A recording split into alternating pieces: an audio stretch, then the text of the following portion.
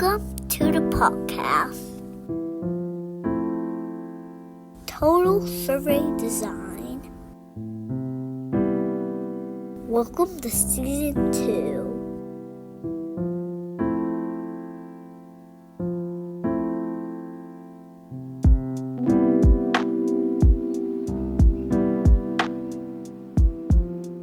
Hello, everyone. Welcome back to the Total Survey Design podcast. My name is Astren Soma. In this episode, Sanyap and I had the pleasure of talking with Mark Miazga, who is Director of University Survey and Assessment Services at the University of Minnesota. Mark's career began in corporate law and nonprofit work before shifting to survey methodology and institutional research. In our conversation, we talk about how Mark manages complex institutional surveys and how empathy and practical experience influence his approach to data collection and analysis. The discussion also touches on bridging gaps between institutional research and survey methodology.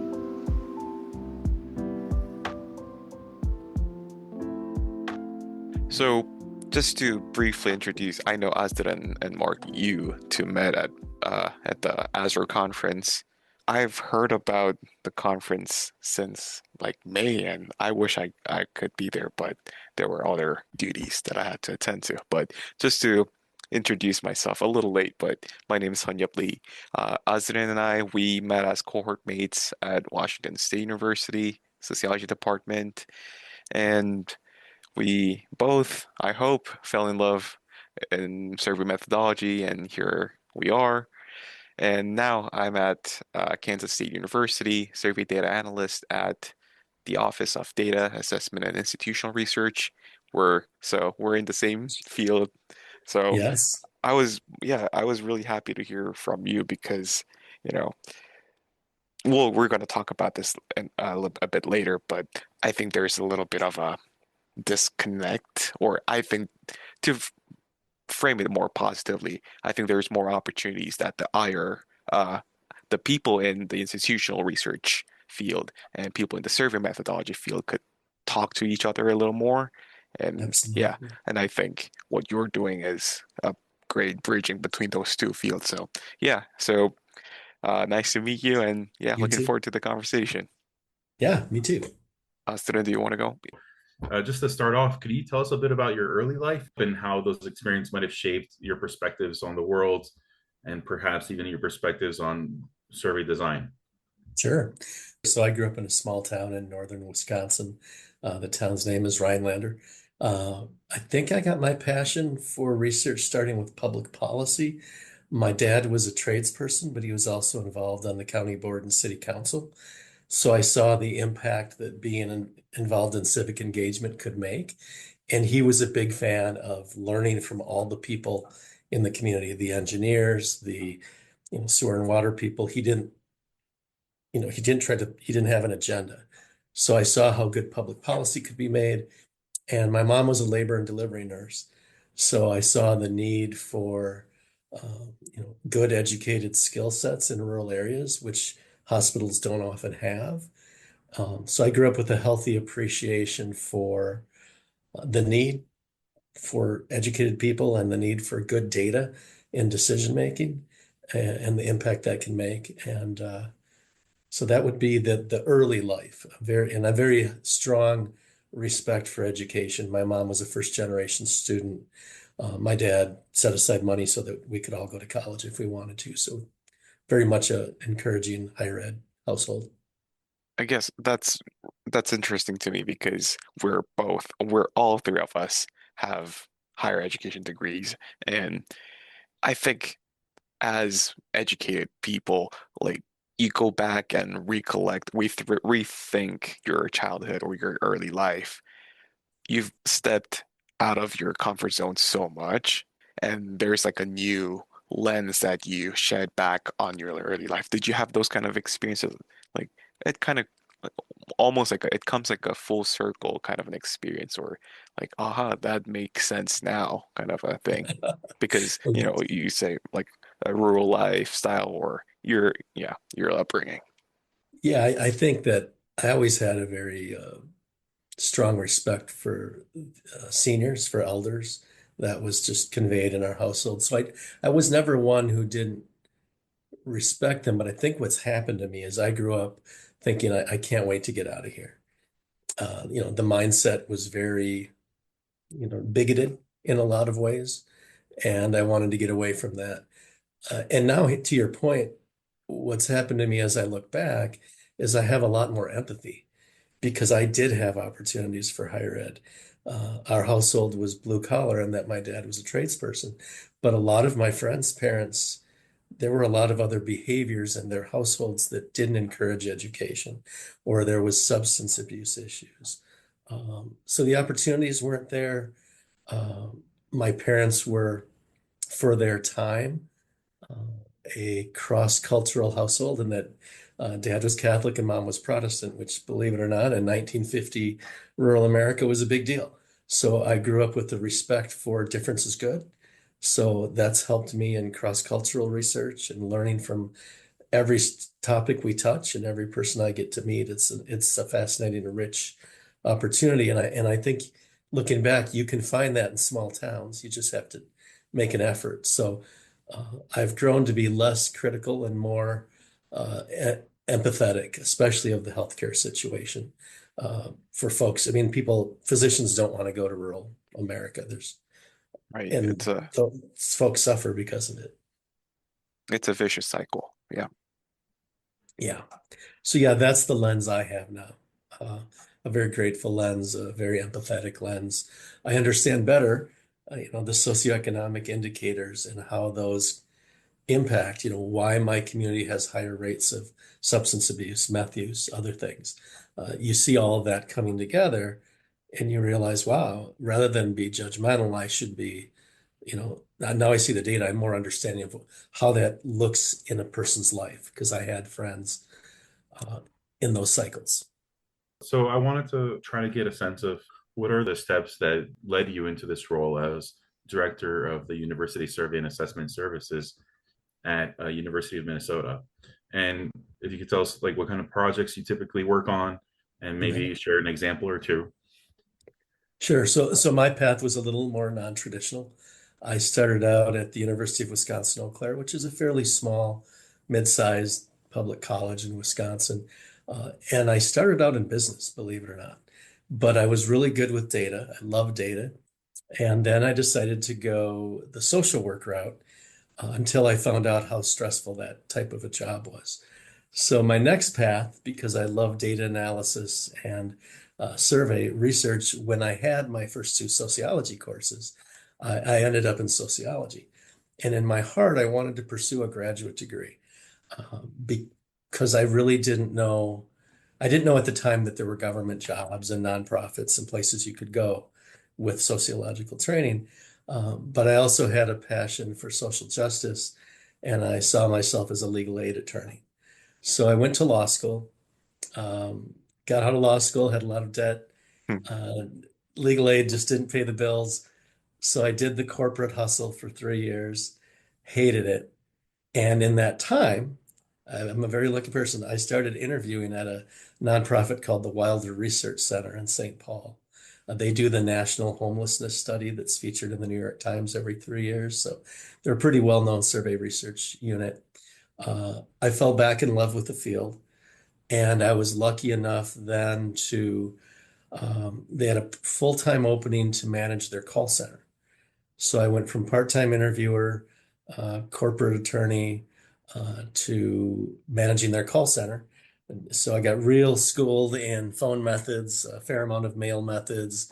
Don Dillman was still all the rage back then as well. And so that's what led me back into the field. So I feel like I've been playing catch up ever since because a lot of the folks I've worked with have PhDs in sociology or psych or public health or evaluation. And so let's see, how did I end up here and what are the projects we work on? So I came to the university after 4 years at Wilder.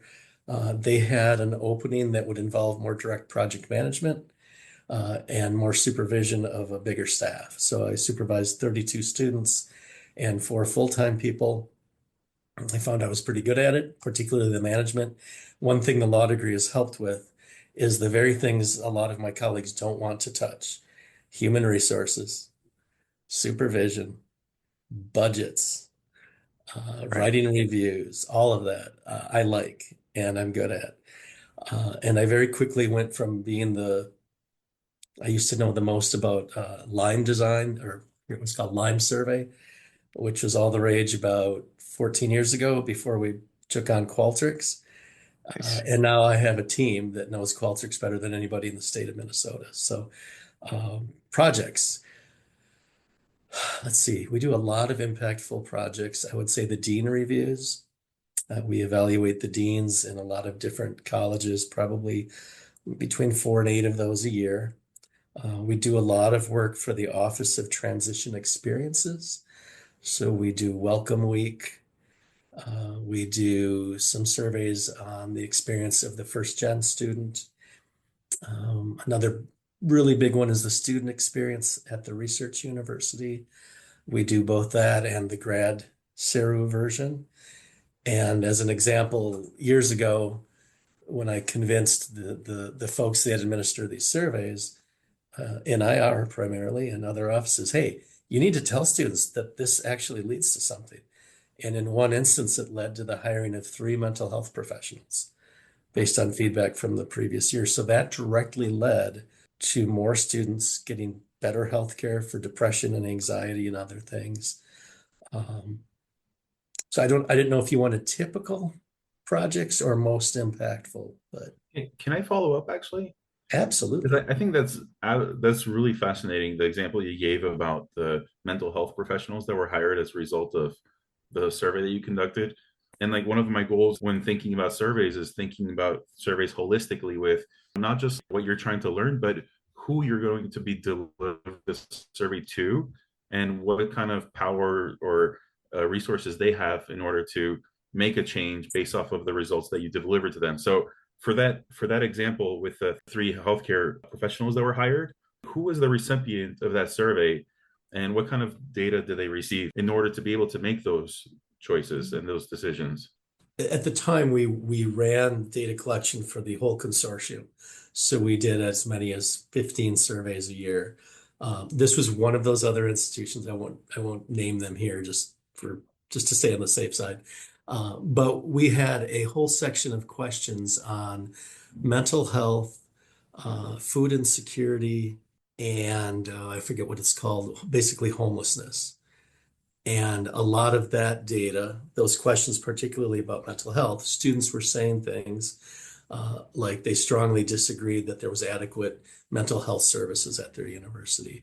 You know, a lot of those questions came back overwhelmingly, 60% plus on the negative side of that 5-point scale.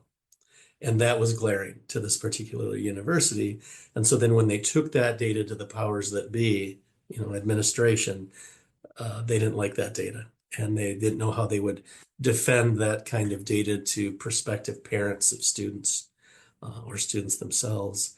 And I think the other thing that really heightened my commitment and passion for higher education was I volunteered on that homelessness survey one year.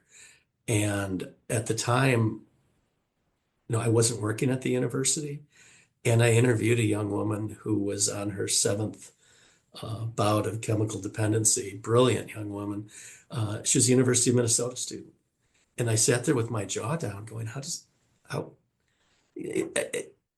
my limited life experiences couldn't wrap my head around this. I thought, well, everybody at an R1 university like this, they're all from, middle to upper middle class families and blah, blah, blah, blah. Whoa, it's a big world, Mark. And that really woke me up.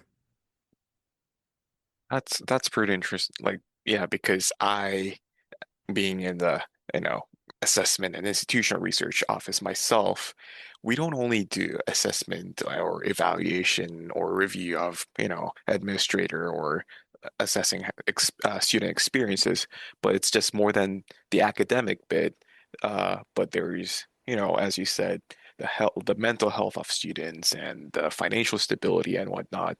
And I think how the terrain of higher education is really shifting beyond, or maybe it's it had been always there that way, but I just came to realize it. But it's just more than giving students a diploma and like, a range of courses, but it's like a more holistic experience in addition to academic experience, right? The residential stability part, the mental health and physical, and so on and so on. So I think this could be a good segue to another question that I shared with you previously, which is, what do you think make conducting surveys in a higher education setting, what does it make it unique compared to, say, like a commercial or a political or economic settings? I think the rigor, far and away, is the rigor. Um, the what I've learned about market research is that there's a lot of shortcuts. We would never consider such shortcuts working here. If the client wants to take such shortcuts, we'll let them know we really don't want to put our name on it because we want the USAS brand to mean something. So, a good example is we've had folks even here within the university who want to change what's already in the IRB.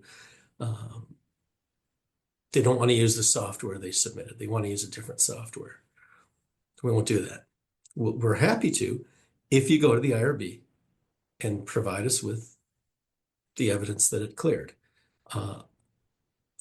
I don't mean to make generalizations or assumptions or stereotypes here. I just don't think that's how market research works. I do have a high respect for government folks that do the work we do. But that's also because I know a lot of them. I see them at conferences. I'm friends with them, and most of them have the training that the three of us have. And they take their work very seriously, and they're given the time to do the job right. So the big difference, I think, is the rigor. From what I understand of the data, a lot of folks in market research also don't have the longevity that we see in higher education, particularly in institutional research, where you have people with that institutional memory, like we have here, who can say, well, this is how we used to ask sense of belonging, or this is how we're asking these questions now, as opposed to before. And they will come at it with both their academic lens, but also the influences of maybe the provost of the time and how they wanted Right. certain things measured or what the priorities were. And that's really helpful. I don't think you get as much of that. And that's so important too for mentorships. I found having a mentor here incredibly helpful when they've been at the university for more than 5 or 10 years.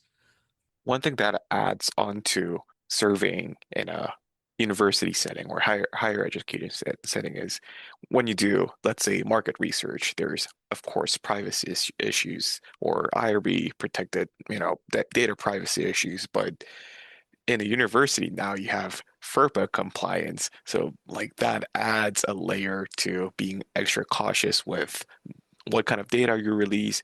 And also, I mean, every stakeholders and clients are motivated to see good data, as you previously shared. Like there was some results, but it wasn't very, portraying the clients in a good light, so they weren't very happy with it. So how do you deal with those additional tensions or additional layers that makes university, like doing survey in a university setting, kind of peculiar, or you know, in one way a little more challenging, but at the same time it makes it a lot more interesting. I hope I answer the question you've asked. If I don't, just let me know. Uh, Two big things that come to mind are boundary setting. We have learned to be more assertive than you might envision. We're an ISO, so that means we get a little bit of central funding, but mostly we operate like a business. And when you get in that customer service mentality, it's easy to fall prey to this client has a lot of money. And sometimes it could be theoretically easier to sacrifice your integrity. But we've done a really good job around talking to one another, supporting one another, and drawing boundaries with folks.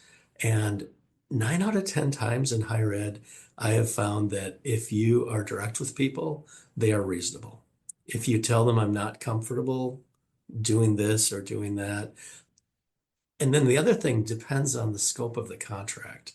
So that's another area where the legal side of me comes in handy, in that, as you're probably both aware, a lot of times you're hired to do the data collection and analysis, and you're probably really passionate about it.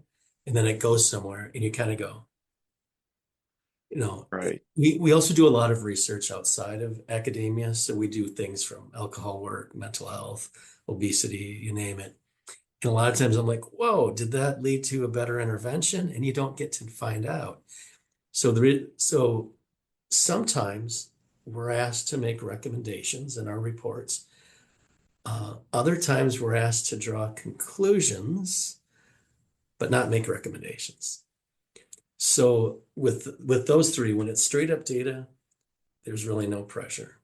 When it's conclusions, it's easy to stay in our how we've been trained as methodologists. Right. When it's recommendations, that's where it gets a little dicier, because you don't want to get in trouble if your recommendations go before a body who says, hey, we don't actually have problems with Hmm. fill in the blank over in this department.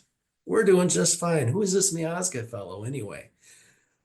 Right. So I always make sure, and I encourage our staff to make double dog sure that you can defend those recommendations just like you defended your dissertation, or other works in your life. That's the kind of mentality you need.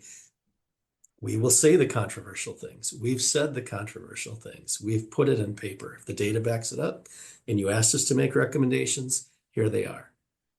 Now, certainly implicit bias can always be at play in those things, but that's a different issue. But that's the main way we deal with it, is I really tell folks, make sure you can defend this, and make sure the data is very good. I'm okay if you say that. And I've had instances where I won't name the department, but we did a survey where we were trying to figure out why Group A and Group B don't get along. And the data came back that Group A can be very sexist. They can be very demeaning, blah, blah, blah. And then I went before Group A, and the leader of Group A said, I said, well, now, just so you know, you're not going to like these findings. And that person said, well, we're the profession of Group A, we can take it. As if they were like, so much better than everybody else. And I was like, geez, there's your problem right there. Um, but I could defend it. The data was there. I mean, out of the 81 interviews we conducted, 72 were very much on the negative side of the scale. So, Can I follow up with that a little bit? So you touch on something that I think is really interesting to me personally, which is this idea of like skepticism of the usefulness of survey data. So have you encountered, or have you like received any indication that people are skeptical of the data that is produced by your institution, and how might you counter those skeptics? I, I wish I could tell you that I have some horror story, but I don't. I don't know if that's because this is Minnesota and it has a certain tradition when it comes to government, whether it's accurate or not, clean government, very progressive state. Uh, and the people that I think that way, I don't think are coming to us. The external clients we get from the for-profit world, I think by the time they reach out to us, they either inherently trust what we do, they trust the U of M brand, they trust a staff member or there's somebody in their unit that says, oh yeah, they do terrific work. I can tell you, I encounter that in my personal life with my family, but we all have those challenges, I think. And I think some of it is that we don't do political polling. So I think if we did political polling, we would see more of that, where people said, you said that candidate would win by 23 and they won by 18. What's wrong with you? Whenever I talk to our colleagues at ASRO, especially from the University of New Hampshire, or, I do know a couple of folks who work at Gallup and some of the other bigger polling outfits, and I empathize with what they have to do. I don't encounter that skepticism. I won't lie. I think for a lot of us, if you you work in higher ed, you probably live in a neighborhood, especially once you're my age, that where it's reflective of that education. My neighborhood is one of the top 100 most educated neighborhoods in the country. It's a lot of people at the university. It's a lot of people in government. And I try to remind myself of that because it's real easy to become one of those echo chambers. Uh, so I try to get back to northern Wisconsin and remind myself, yeah, Mark, you need to talk to more pipe fitters and paper mill workers and folks who don't have the benefit of your education. Why are they distrustful? And speaking of that, there is a big rural urban gap. We know that. We know the flagship institution in most states, whether that's Madison in Wisconsin or Minneapolis in Minnesota, um, that they are not perceived as well as we'd like us to be perceived in rural areas. And I don't know the answer to how you work on that.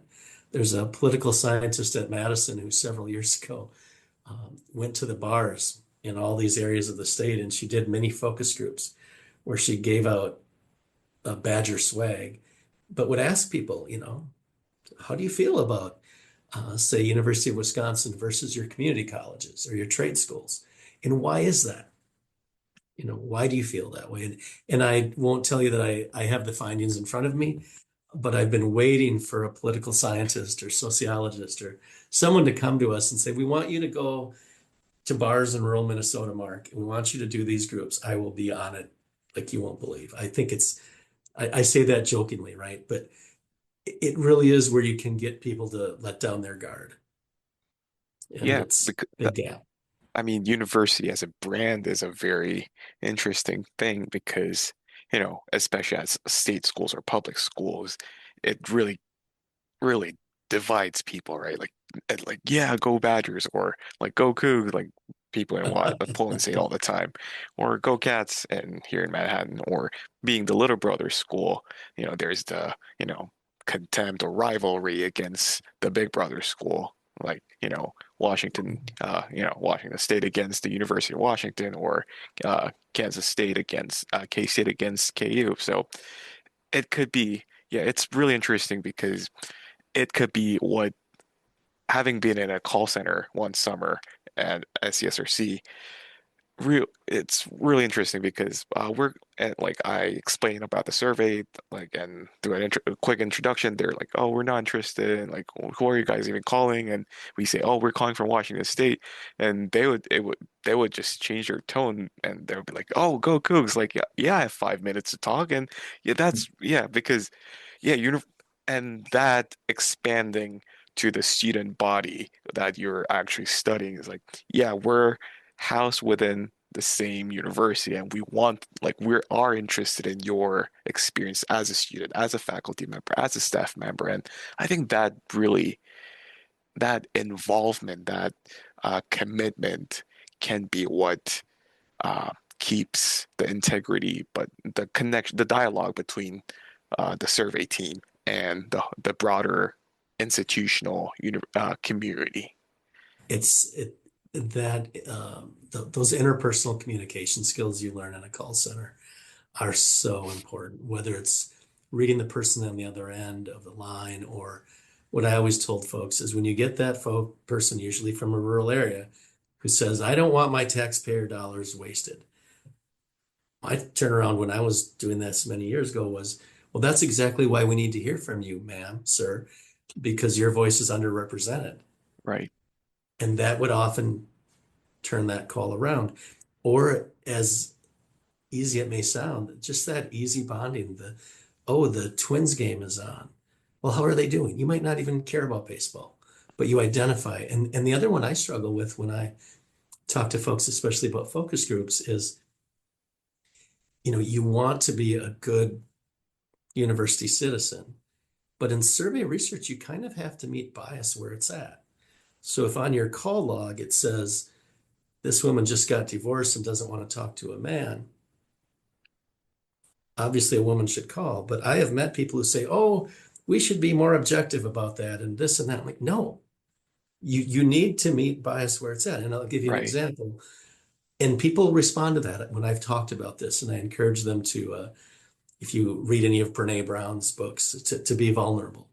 One of the things I'll tell folks, I had some folks come to me and say, we want you to do focus groups. We know you have a lot of experience with them. we're doing focus groups with teen moms in downtown Minneapolis. And I just looked at them and I said, you want this to be the face of a white male in his 50s to do focus groups with teen moms who were, disproportionately people from underrepresented communities. You're already, if we were starting at the 20-yard line, you're in the end zone if you have me there. I mean, those are just things you have to deal with. And I, I'm always, take a lot of pride, I guess, and say, oh, people respect me. They've heard good things about our work. Great. And then when I say that, I'm almost saying, well, no, don't. Let me give you someone else from our office. And I only say that because that is a first impression that I have to overcome. I have to work triply hard to build rapport and trust with that group. So it's just one of those things I think we need to talk about more in research. I'm not saying it's right. We all should judge each other on merit, right? Hmm. And I have a lot of empathy. I think I would have done a great job. But you've got 90 minutes and you have to make every minute count. And if I don't build trust until minute 31, that's 30 minutes of data that could have been much more productive. Yeah, I believe prestige really matters in that regard. So almost like there's, the sociological theory, like the richer gets richer kind of we want to see like smaller firms on the come up, but yeah, the bigger institutions, bigger survey teams just getting bigger because they attract not only good responses, but good, talented folks on their team. So on and so on. So Yeah, I mean, we are very fortunate. We have a very, diverse team in terms of training, in terms of all sorts of measures, and I'm very proud of that because it does make us richer and stronger. And on a fun part, it's just fun to learn about people's backgrounds. Whether it's one of my colleagues is from Nigeria and talking about food traditions in Nigeria. And when you talk about food with people from all over the world, it's such a common bonding experience. And you find that there are a lot of commonalities between cultures and ethnicities and races all over the world. And that's one of the reasons when I start a focus group and I ask people for something, it's always their favorite meal. Not what do you do for a living, right? You want to strip it of hierarchy from the get-go. Asking people their major, no. What they do for a living, no. Again, you're starting out, you just got a 10-yard penalty and you just move back on the field. So food, though, really brings people together. And you oftentimes get people saying, oh, you make that? Well, pierogi in Poland is also a potato dumpling in Kansas, or and people go, oh, I didn't know that, or in Mexico it's this, and oh, okay, you learn from right, one another, and at the right. end of the day, it's quite humbling. Yeah, that interpersonal touch really matters. But kind of to switch the subject, uh, and like this was a question that I was really, it's a very motivated question. So it's been slightly more than a year that I took on this position, and before I came here, I didn't know uh, a lot about surveys in the institutional research or higher education context. But now that I've been here for slightly over a year, I noticed that these two fields of institutional research and survey research could be actually talking to each other more than I would love to see. So, like, do you agree with my take, or is it already happening? 100%, and it's happening here at the University of Minnesota. I can't take credit for it. The unit I'm in is called Institutional Analysis, and it combines UDIR, which is our institutional research, USAS, my unit, University Survey and Assessment Services, our enterprise data folks, and our portal team. So it's already happening. And I think the big difference that I see is we're lucky enough to touch a lot of institutional research and that we conduct a lot of data that gets used by the institutional research team. Where we're different is that because we can charge for our services, we get the researchers, like I mentioned earlier, who have a grant from the Robert Wood Johnson Foundation, and they want to study obesity, or they want to study fill in the blank. Those are things our friends in IR typically don't do. But I only grew to appreciate that. I've been here 12 years and we've been in this makeup for about 8. And now that I know a lot of people in IR, I get that. I see our commonalities and we learn from one another and we realize we can work more collaboratively, and we have. So our Tableau user group is a lot of people from both groups. We have every couple of months we have presentations on different things, whether it be changes in R or R automation or R Shiny and all the things you can do Right. to how strong we feel that the Qualtrics AI features are, that we can fully support them yet. So we get together and talk about these things. We have a group called Survey Technology Operations Knowledge Exchange, where we bring together leaders in Qualtrics from across the university, including IR, but also other shops. And we talk about where these tools are useful and not useful. So it's quite different from when I started here, and IR wasn't situated within the same house. Now that we're all in the same house, so to speak, I think it's great. I often wonder if it's easier to do that at a big university or harder. Um, Yeah, because my I've been only in one, so yeah, I wish I the could answer. reason the reason I say that is I have a good friend who I forget what his title was at Hamlin University, which is a small liberal arts school, 2,500 students in St. Paul. And he wore so many hats. I mean, like he was the assistant dean of education, but he also did a lot of their uh, research and all these hats he wore. And I thought, in that environment, if we were all still in office, I would say you can just walk down the hall and talk to Sally or Paul. I'm proud that the University of Minnesota is structured that way. I think it's been very beneficial in countless ways. And I 100% agree with you that, I mean, these are folks, when I start to meet our friends in IR and they'd say, oh, I use a lot of Tableau and I use a lot of R and I use these data sets and this and that. And I thought, okay, so the main difference is you work with traditional higher education data, iPads data, et cetera. And the bias that I really enjoyed overcoming, frankly, when I came here, because I went from Wilder, which was Health and Human Services, Mhm. to the School of Public Health, where everything I touched was healthcare access, mental health. Like, this is juicy. This is the stuff I'm passionate about. Let's go. And then when I came here, I won't lie. I was like, oh, Sarah, what's that? The student experience of, middle to upper middle class students. Oh, great. I can hardly wait. I share that honestly and vulnerably, by the way, because I have come full circle. Once I realized what gets done with this data, Right. and that we have rules, like if you see something, you say something, you contact the employee or the whatever you have, the employee threat assessment team. If you see a student's piece of data saying my roommate has a gun and I'm scared, you don't just go, oh, okay, we're just going to move that cell over here and then I'm going to go to C29. You report that. That made me feel a lot better when I found out all the great things and the great just data work that IR does. I wish I had known it 15 years ago when I went to my first Association of Institutional Research conference, because I went to that and you talk about kind of like the smaller school out of with big schools. I Right. went there and it was 95% IR people and probably 5% folks like me. And I was, they would talk about all these things they did and they'd use all these complicated Greek names for software that I had never heard Oh yeah. of.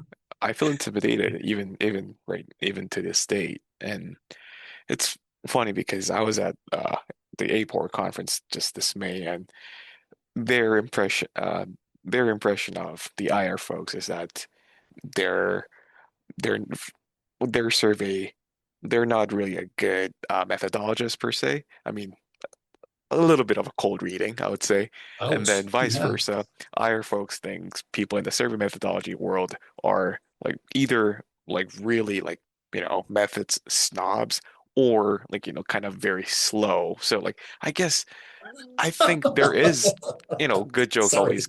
That's good jokes great. always have some truth to it. So being in the middle of those both worlds, I think there's truth to it because I could be a snob at times. I could be a little slow because we need to get this done and like we need to get the data collection done ASAP. But at the same time, like yeah, like we like I have to sit between these two worlds. So I think as both fields are still very growing and very significant, I think it's even more important that we just talk to each other and like your unit, me at K-State, like I think it's very significant and crucial that keeps this bridging tie going.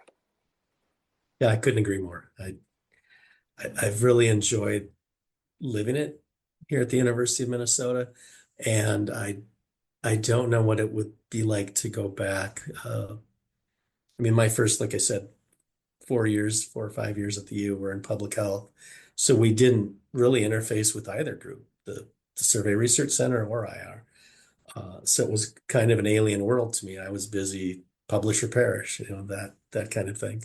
So, but I do have the institutional memory to appreciate what it was like the first 3 or 4 years here when we weren't housed in the same organization, and it really makes a difference. I wish more folks understood the efficiencies alone that we save the university, let alone the collaboration, staying in touch on tool use, working together on experiments. I have a staff member right now working with Azure to try to get a project up and running that there's really only one person in each of our units who even knows how to use those things. Mhm. When you talked about snobbery, it's funny because I think in my office, if you interviewed my team, they might say I'm not snobby enough because I'm very I like to empower people, and especially if they have the skill set that a client needs. The client's the president or the provost. They don't need me there. If you know the topic, if you know the tools, you go score those points. I think that's important for morale, and I think it's important for development to make sure people get credit for their skill sets and what they know. So I know I kind of went off on a tangent Yeah. there, No, but that's still very but relevant. I would But think I they would guess, say I'm not a snob yeah, enough. yeah. The like talking between the professional world is one thing, but also going back to the like you mentioned projects like you survey students and I mean, which is a similar task that I do, like you review like deans and administrators. So not just talking with the professionals in the field, but also your target population. Like, how do you, I mean, we briefly talked about trust, which is definitely one issue, but also how do you deal with things like survey fatigue? Because if you're the same name, same brand, same logo, just being passed around, let's, like you said, like even like up to like 15 surveys per year. So like they're gonna see the same folks sending out different surveys like more than a dozen times a year. I think there would be some fatigue to it. Like so, especially in the campus environment where, Yeah. students and staff and faculty and administrators, they're often asked for feedback. So like, do you have like a strategy or what's the common practice that you advocate for? Can I just add something also before you answer Yes. that? And I think like what I'm also curious about is not just dealing with survey fatigue necessarily just from your surveys from your office, but I'm aware that students and faculty and staff, they receive multiple surveys per week oftentimes. And so if you look at the time span of a year, they're probably receiving dozens and dozens of surveys. So in that Yeah. context, how do you approach the issue of survey fatigue? Yeah, I'll divide it between our office, USAS, and we're also lucky enough that we have governance here around surveys. It's called the University Survey Advisory Team.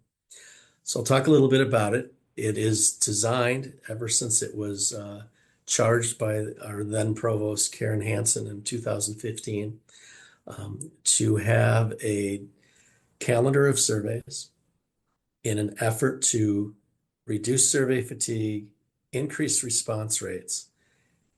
And although it's not in the charge, one of the things we're big on is encouraging sampling. So how that looks is that we maintain a survey calendar. I don't even know where to start with this. It's not easy at a university this big because what I've discovered is even after 2 years of really networking with our sibling campuses at Morris, Rochester, Duluth, and Crookston, getting them on that committee even. You have people using listservs for surveys. We can't do anything about that. We don't even know about it. What we can control is when people go to IR, because IR is part of USAT, and they're the ones who have to give out these lists, these email addresses, or if it's mail or phone, email, they have control. So they're on this committee with me. And then we have members from Office of Undergraduate Education, the graduate school, all sorts of places. It's better to have governance than not, I'll say that.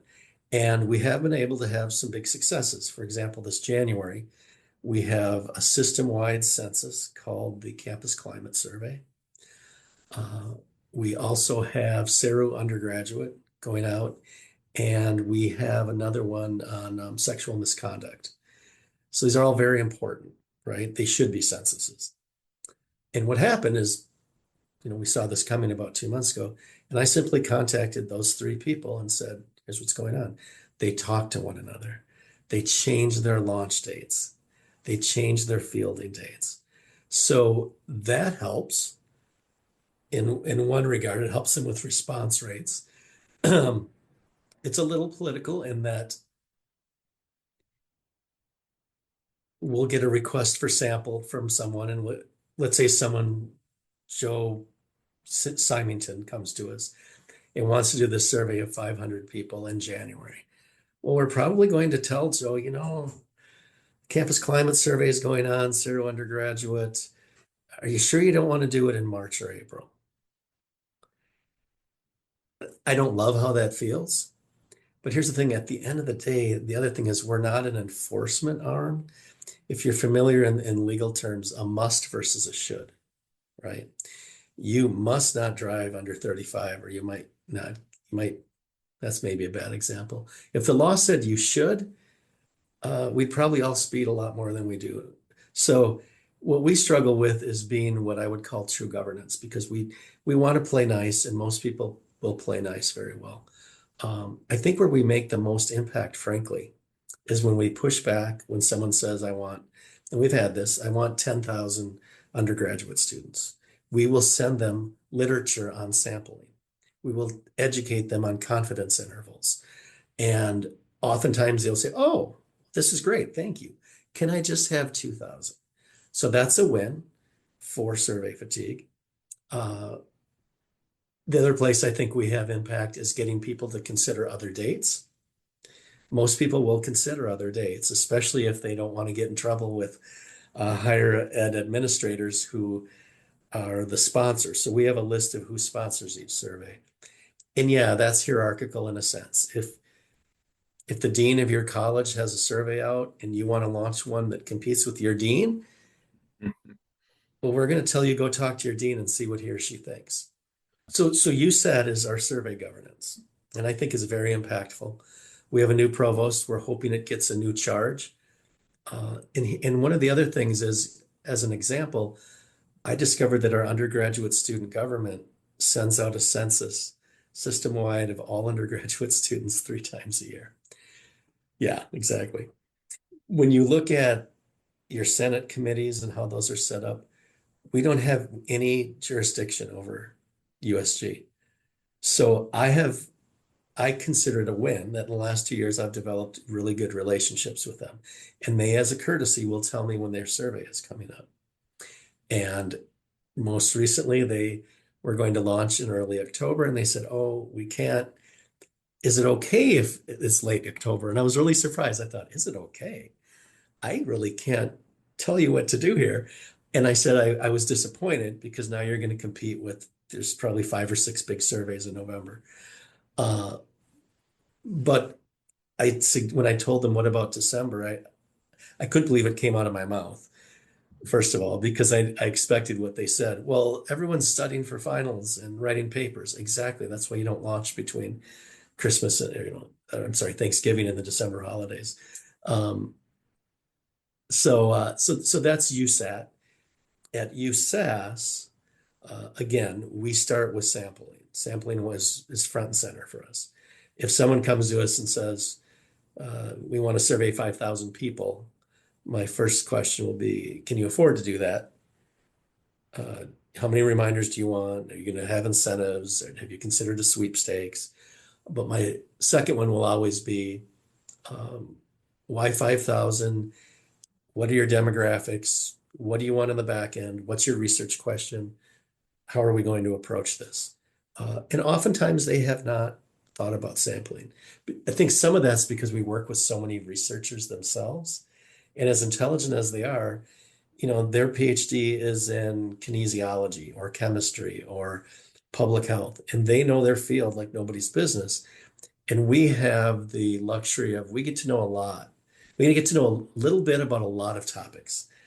So I know a little bit about oncology and obesity and alcoholism, but they don't know methods, right? Even though they're published, we're doing a study right now on cannabis use at all the campuses, and you would think it would be a really popular topic, but the consent form is almost 2 pages long.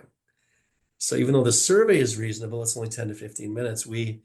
I couldn't win on that. I couldn't get them to bring that down, or I should say our project manager working with them. And so we try. I think sampling is the best way to diminish survey fatigue. The other one is, have you looked at other primary sources? And that, by the way, this is where I get really excited. So forgive me for a minute, I'm getting really excited here. If people use the survey calendar and it's publicly available as intended, as just the first thing they do, they would realize, wow, I don't want to launch a survey. Or, oh my God, this other thing, SERU, Student Experience Research University, College Student Health Survey, Welcome Week, they might have the data I need. Pick up the phone. Pick up the phone. Send an Exactly. email. Yeah. Don't Exactly. burden your students. It's there. So one of our goals this year, and it's picking up traction, is to use the advanced platform from Qualtrics, because that would allow a group, say like a student affairs group. Right now, we do probably 6, 7, 8 projects to look, and a lot of them don't know what the other ones are doing. And that's not a criticism. They're busy people, passionate, committed. But wow, if they knew what the other ones were doing, or I had a client years ago who wanted to do a heart study project. And I said, this sounds like this Ask About Aspirin initiative where you take a baby aspirin to reduce the risk of stroke that so-and-so is doing. And I don't know if they ever reached out. Now that's different because they're a researcher and they want tenure and publish in publications and presentations. But, especially at a university this size, I do think a lot of the data is out there. So you should try to see if it exists first, then try sampling. Other than that, those would be our 2 big things as a survey research center. Just a quick follow-up, because I'm very curious about this sampling suggestion. And in a lot of projects that I've worked on, people are curious about how different demographic groups might respond to certain questions. And in order for there to be enough data or enough representation from different demographic groups, would you consider a stratified sample? And my second, just the part 2 to that follow-up is, if you are doing a stratified sample and you have a smaller, let's say, demographic group that is going to be oversampled in proportion to the rest of the population, isn't that causing more fatigue, or is that a consideration? So I will be fully transparent here that when we get deep into sampling, I bring in Jonathan Brown right down the hall. He has a PhD in statistics, and he can talk circles around me for sampling. So yes, those are absolutely things we would consider a stratified sample, 100%. And there's a lot of other challenges. And one of the examples I'll give is when I worked for the Wilder Foundation, St. Paul is home to one of the biggest Hmong populations in the country. And one of the things we discovered is to get good data and to get people to consent, you need the clan elders buy-in to the project. So you need the Muas and the Shongs and the Hers and the other groups. Now maybe that's changed. So that changed how we sampled. And sometimes snowball sampling was good for a situation like that. Sometimes though, on the back end, it caused some headaches with data analysis. And That touches on possibly one of my regrets is that when I was in public health, I was doing a lot of key informant interviewing, a lot of qualitative work. So I'm primarily a qualitative researcher, a lot of focus groups, a lot of interviews, a lot of PTSD, sensitive topics, legislators, things like that. And I was just starting to get into using SAS. Uh, and then I came here and we weren't doing a lot. Believe it or not, once upon a time, people of University of Minnesota don't come down too hard on me, but I hired someone because they knew SPSS because we didn't have anybody that knew any of those tools. And now it's a given. I mean, we have all of our project managers know at least SPSS, SAS, or Stata. Three know R. I think one knows Tableau and two have it in their development plan. We have come a long way in 10 years. But I will tell you that is a slight lament of mine that I don't know analysis as well. I've always had someone more knowledgeable in the office to bounce those ideas off of. So, Our office, we also maintain a survey calendar as well. And I think it's amazing because once we start disseminating with the deans and the vice provosts and so on and so on, and people start adding and oh, we have this coming up and we have this coming up, and I realize, wait, like the dates line up, so like it probably is not the best idea to have three surveys coinciding at the same time, or like, wait a minute, that survey, the title itself sounds very familiar to or similar to what I've been doing. So, like, are we kind of redundant? Like, are we kind of double dipping? So, like, trying to minimize redundancies and just, I mean, as you said, we're not criticizing anybody. It's just bureaucratically really challenging to be on track and be aware of everything that's happening on campus. So just having more platforms to communicate on is very uh, important. And I was going to transition because even when I first began last year, I didn't know Power BI at all. oh boy. So it took me several months to, learn like the star schema and whatnot, and just learn from, my colleagues and mirror them, get some, frustrated, angry sighs because I broke one of the dashboards because I was being very, yeah, it got fixed very soon, but yeah, I nearly broke it, and yeah, I've had my, rough lessons. So I guess so like the work almost to a closing. So like I think there is still very much to learn even at my stage of career. So, like for students or like for younger professionals who are listening and who want to enter survey research or IR, like institutional research, what kind of advice would you give them as of now, 2025? Yeah, I would say four things. I would say get strong methods training, sociology, psych, public health. Um, Make sure you understand what you're doing, cradle to grave, from the point of someone coming in to do a survey to what's going on the back end. Are they trying to answer a research question? How is that going to show up in your analysis and so forth? I think the second thing would be get used to having to stay adaptable and resilient to technology changes. The tools you're going to learn in your graduate school program may be outdated in 3 to 4 years. Or you may be at a shop that prefers to use NVivo versus a different tool, or one that uses RedCap instead of Qualtrics. So be adaptable, be resilient. And then the last two things I would say communication skills.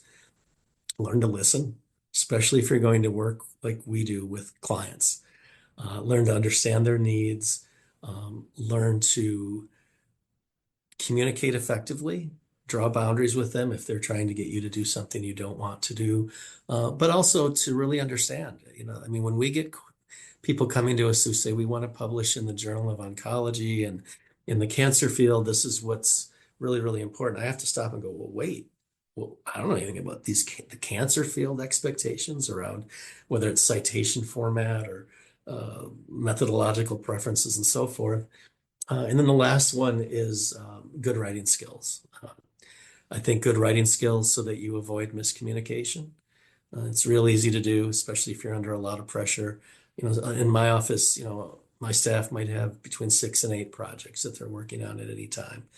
And maybe they go 3 months where they have clients who they get it, they communicate clearly, but every now and then you're going to draft a service agreement where you say, we'll do up to 3 hours of analysis needs as you desire. So basically, here's your product, here's all your cuts, and then if you want anything more, 3 hours. And we had an instance where someone wrote that slightly different, and they thought they had an infinite amount of our time to do whatever analysis cuts and needs they wanted.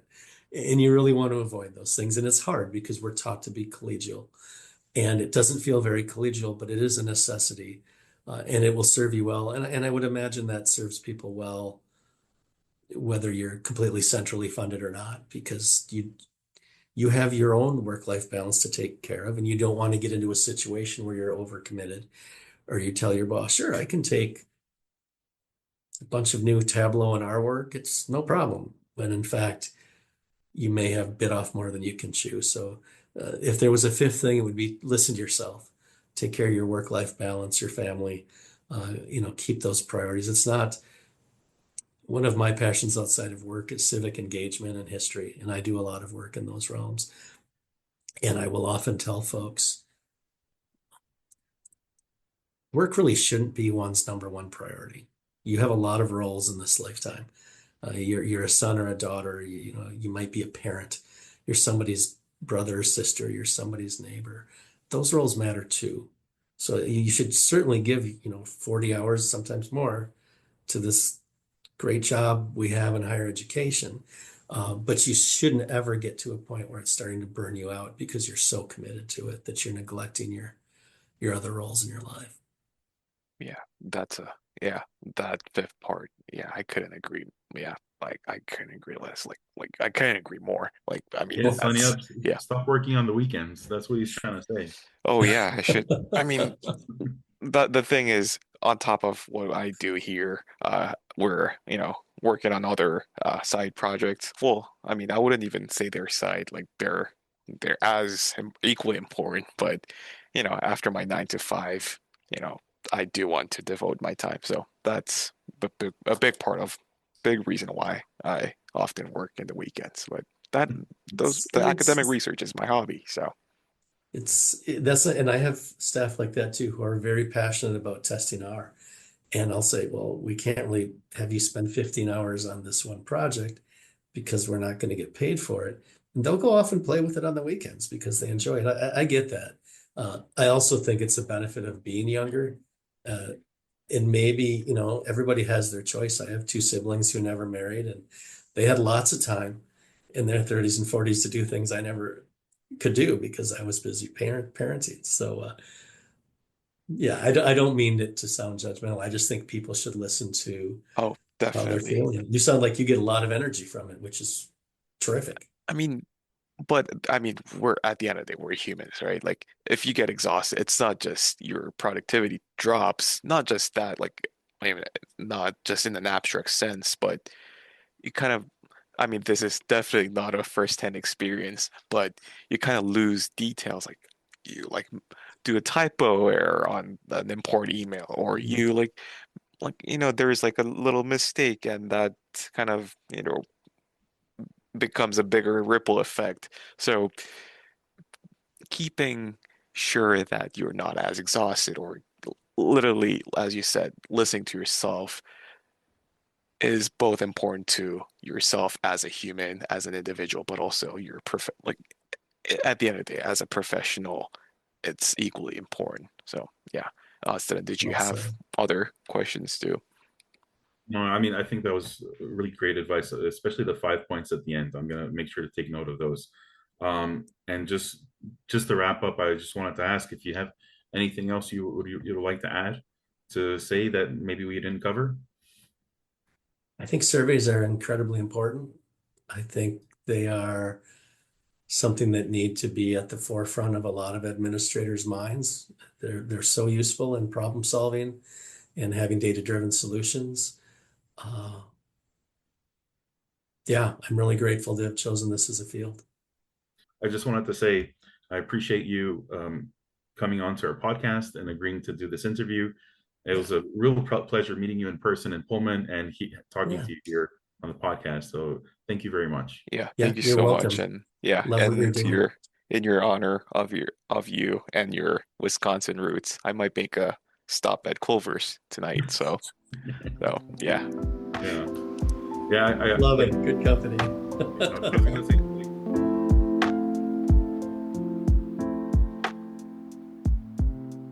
That was our conversation with Mark Miazga. We hope you enjoyed this conversation. We also want to share our new Substack.